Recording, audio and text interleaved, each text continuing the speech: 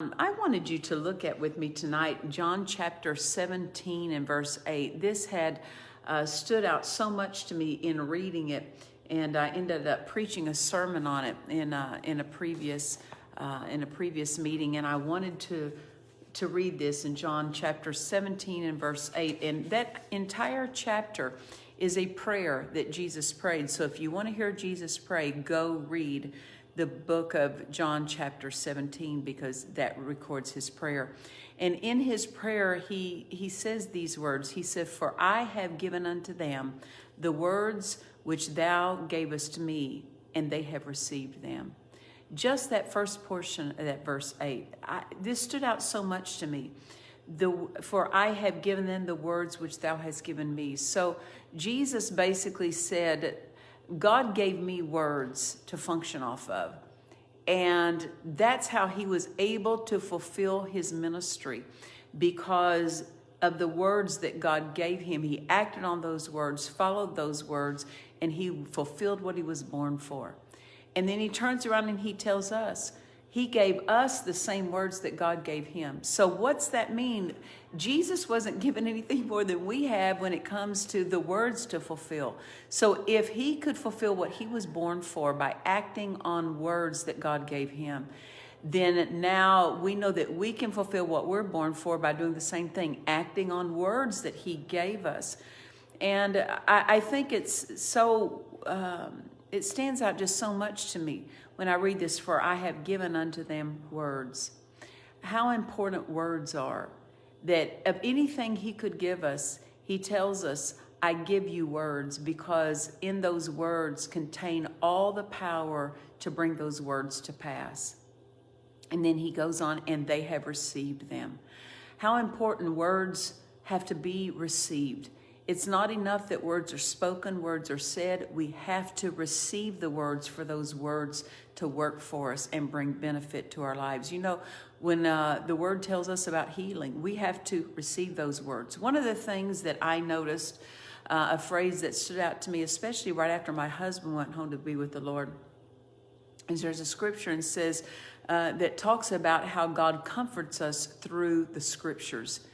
Well, what's that mean? So much of the time people don't know how to draw on comfort that comes through the words of the scriptures. They're so used to maybe a person giving them a certain kind of attention that brings them comfort. But notice how God comforts us. It's through the scriptures or through his words. And so when we take those words and we believe them and we meditate on them, and it's not just about reading the words, it's about meditating and getting those words on the inside of us.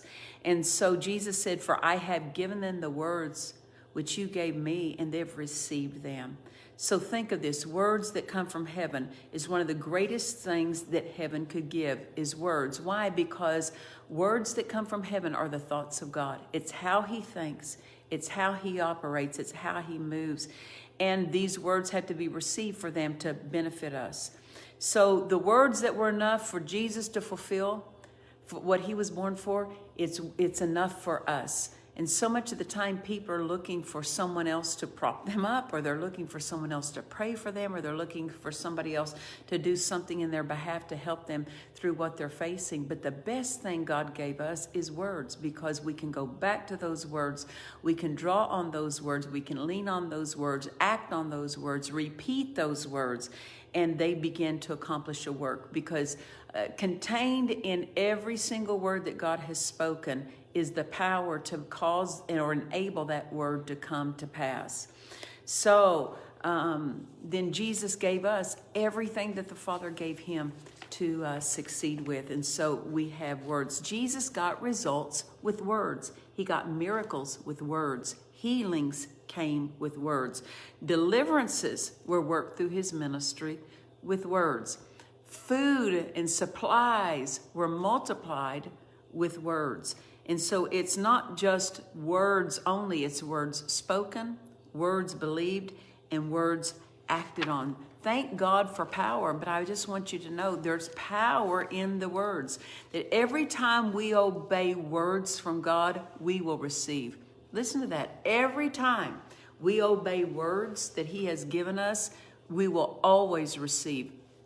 You remember the passage with the centurion soldier. He came up, actually he rather sent Jewish leaders to Jesus because he had a servant that was home and his servant was at the point of death. So notice, he's in a life and death situation and he sends these Jewish leaders to Jesus to come and minister to his servant. And right before Jesus arrived, the servant sent word and said, you don't even have to come under my roof. He says, I'm not worthy for you to come under my roof if you'll just send the word to me. So notice, we have absolutely no evidence that this centurion's servant had ever personally met Jesus.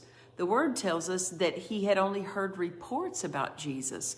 And so just those words of report that he heard about Jesus enabled him to have the faith to tell Jesus, you don't even need to come to my house, just speak the words. So the centurion soldier asked for one thing from Jesus. He asked for his word. And of course, Jesus gave that word, and of course his servant was raised up. And the thing that has always impressed me so much is that Jesus was letting this centurion soldier determine basically how he would receive the help for his servant. Jesus would, number one, either come to his house, or number two, he would speak the word. And notice, this man had enough faith to tell Jesus, you don't need to come to my house. Your words are enough for me. That is such a sobering statement to me that, think of it. If you had someone in a life and death situation that was in your home, and Jesus said, I will come to your house and I will personally show up and minister to them so that they may be healed, would you have enough faith to say, Jesus, you don't need to show up at my house, just send your word? Why? Because all the power is still in his word. And so the word is enough. So much of the times people want something to feel, they want something to see, they want someone to lay hands on them, which these are appropriate methods. But the best and the highest thing we can receive from is just his word. Because the thing is God's word is available to us 24 hours a day. So we can take it anytime we want and apply it to our need, and it will always work. I want you to know the word, when the word is acted on, it always works. Think of this, the healings that occurred. There were 10 lepers that, of course, were the outcasts of society, and they saw Jesus coming, and from a distance they called out to him and they said, Son of David, have mercy on us. And Jesus didn't come near them. Jesus didn't pray for them. Jesus, in this instance, didn't lay his hand on them. All he did was he gave them words. And he said, go show yourself unto the priest. That's all he said to them. He gave them words. Now, to somebody that might be looking on, they might think, well, what good is that going to do? I mean, Jesus is supposed to be a healer. Why is he just telling them, go show themselves to the priest? Because when they acted on the words that he gave them, then healing, of course, was the result of that. So notice this, the best thing Jesus can give us at a time of need is words to obey. It was their time of need, and he gave them words to obey. And as they obeyed it, then healing, of course, was the result of it. Then we, of course, had the nobleman who had a son, and this son was sick unto death. And the nobleman came to Jesus and said, come and lay your hands on my son. Come to my house, minister to my son, lay your hands on him. And Jesus, on this situation, at this event, declined to go to his house. Instead, he just gave the man words to believe. So notice, Jesus recognized that evidently this man had the ability to have his faith brought to another level, that his faith could be stretched. And so Jesus did not fulfill his request. He did not come to his house, but he met his need by giving him words. And what he said, go your way, your son lives. Well, for this nobleman to get back home, it was a 2-day journey. So for 2 days, he had the opportunity to, no doubt the devil would have said, well, see, your son's going to be dead because you didn't get the prophet of God to come to your house and minister to you. And all this father had to do was know. He spoke words. He said, go thy way, thy son liveth. And so as the man went, he, of course, returned home, and his servants told him that his son had began to amend, and he was raised up, and he had began to amend at the time that Jesus spoke. So Jesus, by giving the man words to obey, brought this man's faith to another level. He gave him words to believe. He gave him words to act upon. You know, we don't have Jesus here in the flesh. In those days, during Jesus' earthly ministry, he was here in the flesh. But we have the same thing Jesus gave that nobleman, which is his words. So the next thing that Jesus had for these people, healing, came to them through words. And so it means so much to me when I read this passage. Again, in John 17, verse 8, when Jesus said, "For I have given unto them the words which thou gavest me, and they received them." So I want to encourage you tonight. What are the things that God has said to you? Well, his word says much to you, but also he'll speak to you by his Spirit. He'll speak words that are specific to you. Maybe speaking words about your future, about your family, about what he has for you to accomplish. Maybe something you're believing God for. The words that he's given is enough. They just have to be received. And so it's such a wonderful thing for us to realize that we live by words. You know, so much the unsaved world, bless their hearts, they live by feelings. They live by what they can see. They live by what they can feel. They live by money that they can calculate. But God authorizes us, we get to live by words. And so we're not living by circumstance.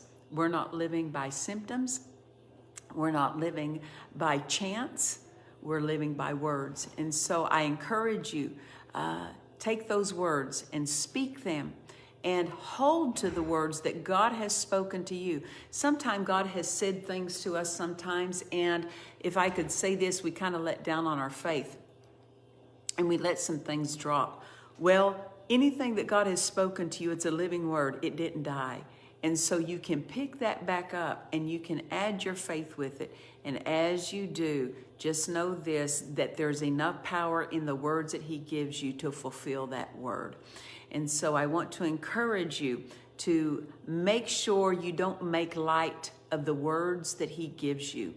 You know, sometimes you might have been in a meeting in the past and maybe a minister, your pastor, or somebody gave you a word of prophecy. And if that bore witness with your spirit and you recognize that it was from the Spirit of God, don't let that thing drop. Those are words that you're going to need that are going to help you and refresh you in your race and help you reach the end of what God has in mind for you. So I want to thank you again for joining us. I always appreciate that you take the time to be with us live. And again, I want to remind you that we have our midweek service that's going to be starting at 7 o'clock on Pacific time. So log on again and join us. And we thank you for joining us tonight. I love you and look forward to seeing you. I hope I get to see you in some meetings face to face very soon. God bless you. Love you.